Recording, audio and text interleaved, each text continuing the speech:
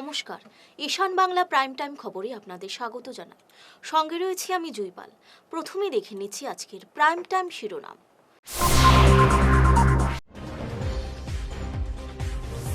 উত্তর পূর্বে বিজেপির অন্যতম স্থপতি দলের প্রাণপুরুষ কবীন্দ্র পুরকায়স্থ আর নেই।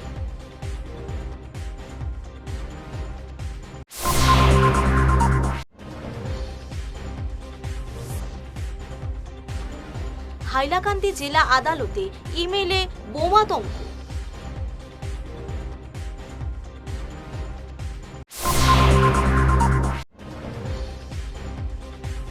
বিজেপি শাসনে হিন্দু বাঙালিরাও নিরাপদ নয়, উচ্ছেদ ইস্যুতে তোপ কংগ্রেস নেতা।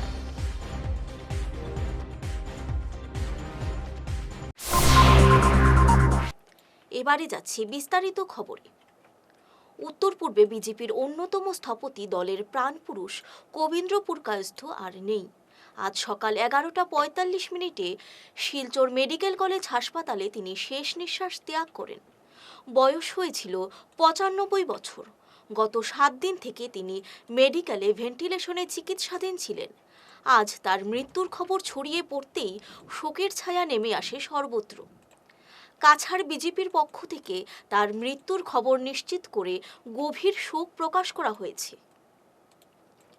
হাইলাকান্দি জেলা আদালতে আজ বোমাতঙ্ক দেখা দেয়।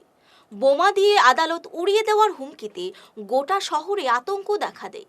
অজ্ঞাত একটি ইমেল থেকে পাঠানো হয় এমন হুমকি বার্তায় আজ দুপুরে আতঙ্ক ছড়িয়ে পড়ে আদালত চত্বরে।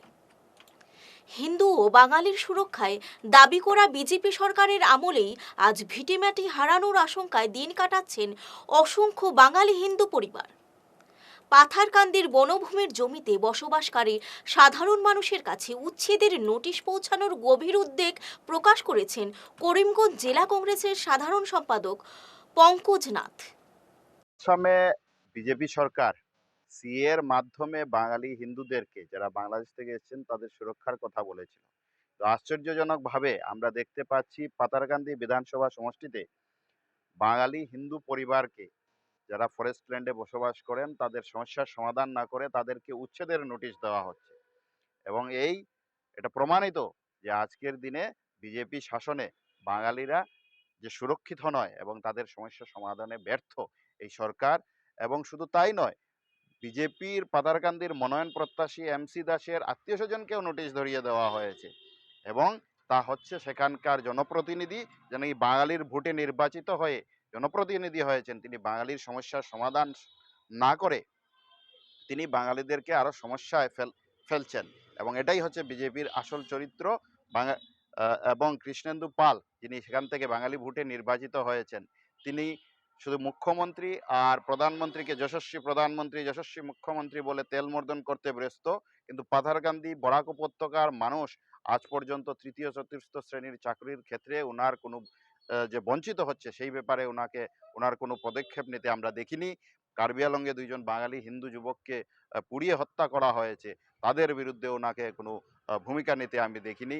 তাই এবার পাতারকান্দির বাঙালি মানুষ যে সচেতন হয়েছে ওনাকে জবাব দিতে, আর মুসলিম জনগণকে যে ভোটের আগেই উচ্ছেদের ভয় দেখিয়ে যে ভোট নেওয়ার যে কৌশল কৃষ্ণেন্দু পাল নিয়েছেন, এটার এবার সেখানকার জনগণ, মুসলিম জনগণ পার্মানেন্ট সমস্যার সমাধান করবে এবং ভোটের মাধ্যমে ওনাকে জবাব দেবে, এটা আমরা বলি।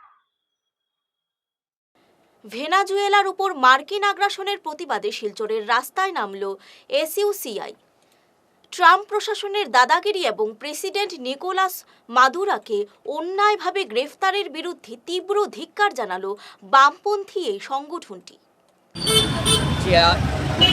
আমেরিকার প্রেসিডেন্ট ডোনাল্ড ট্রাম্পের নির্দেশে হঠাৎ করে ভেনেজুয়েলার মতো একটা ছোট্ট রাজ্যের, ছোট্ট দেশের প্রেসিডেন্ট মাদুরো এবং তার স্ত্রীকে অন্যায়ভাবে গ্রেপ্তার করে আমেরিকাতে নিয়ে যাওয়া হয়। এবং এইভাবে ভেনেজুয়েলার যারা সাধারণ জনগণ, তাদের উপরে যে একটা চাপ সৃষ্টি করা হচ্ছে, এটা অত্যন্ত অনৈতিক এবং অগণতান্ত্রিক। সাম্রাজ্যবাদী শক্তির যে প্রসার কীভাবে ঘটছে আমরা সারা বিশ্বে লক্ষ্য করছি।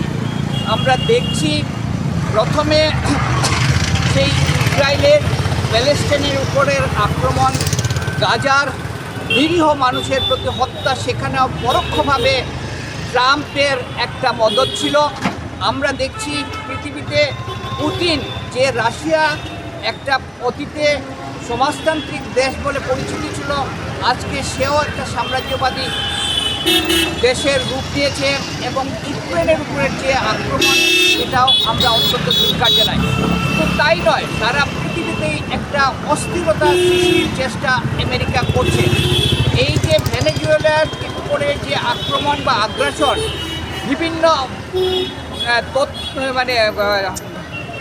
আর্গুমেন্ট করা সত্ত্বেও আমরা বুঝতে পারছি যে সেই যে ভেনেজুয়েলার যে তেলের যে খনি বা তেলের যে সম্পদ, সেখানে আমেরিকার যে বৃহৎ পুঁজিপতি শ্রেণী, তারাই সেখানে আধিপত্য করবে এবং কম দামে বেশি তেল নেওয়ার জন্যই এই জায়গাটা করা হয়েছে।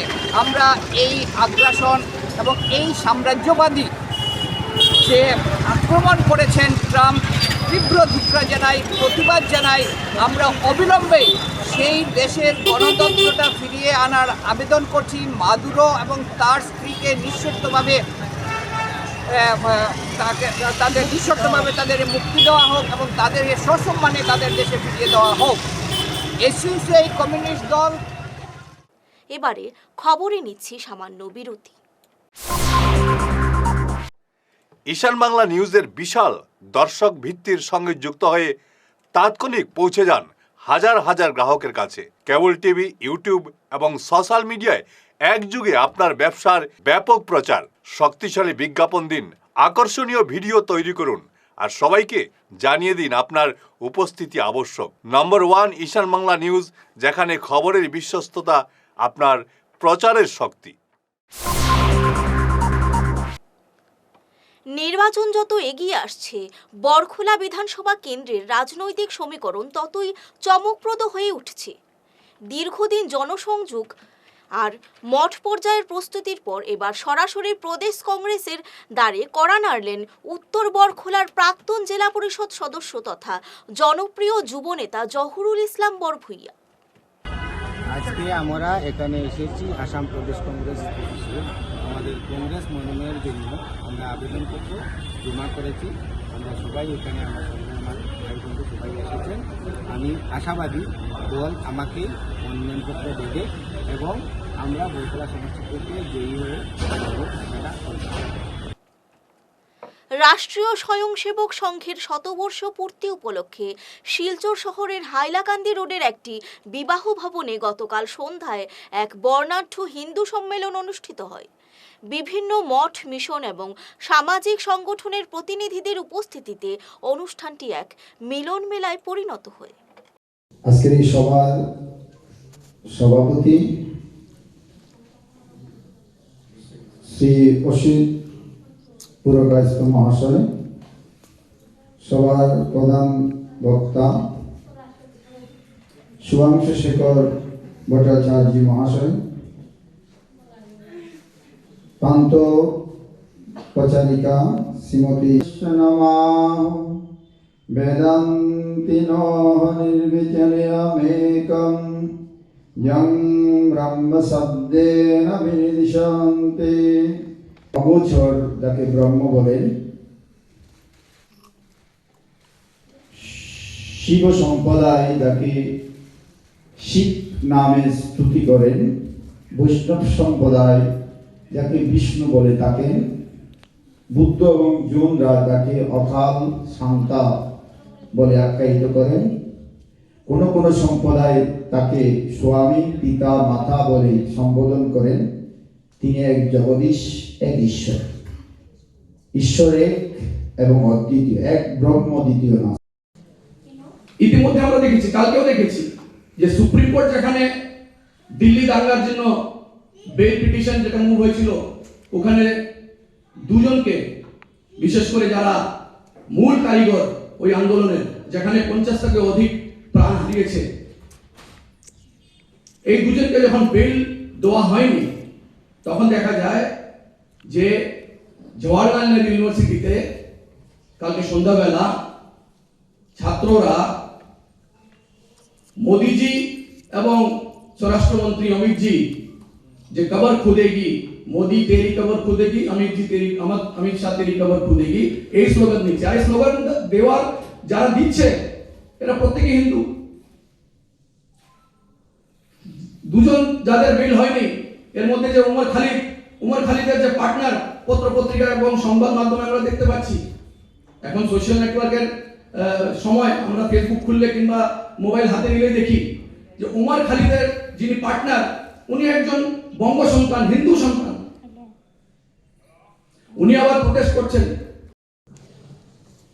আর সেই মানুষের জন্ম সার্থক কিভাবে বানাবো? সেই মনুষ্যটা বা আমাদের যে আমরা কে, আমাদের প্রকৃত পরিচয়টা কি? আমরা যদিও মনুষ্য শরীর প্রাপ্ত হয়েছি, তো মনুষ্য শরীরে একটা ধর্ম আছে, তাকে বলে দেহ ধর্ম, তাকে বলে স্বধর্ম। আর আরেকটা আছে জীব। পশু একটা জীব, বৃক্ষ একটা জীব, দেবতা একটা জীব, মনুষ্য একটা জীব। তো সেই যে জীবের প্রকৃত ধর্ম হচ্ছে সনাতন। সেই জীব হচ্ছে আদি, অন্ত নেই। শেষ করার আগে আবারও দেখে নিচ্ছি আজকের প্রাইম টাইম শিরোনাম।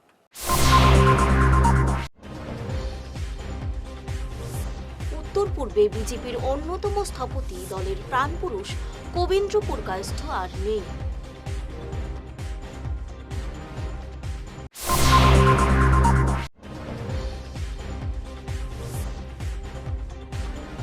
হাইলাকান্দি জেলা আদালতে ইমেইলে বোমাতঙ্ক।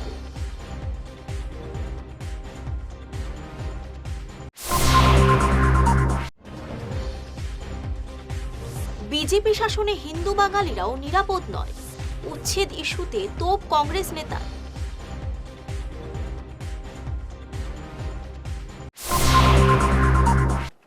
আজকের মতো ঈশান বাংলা প্রাইম টাইম খবর এই পর্যন্তই। নমস্কার।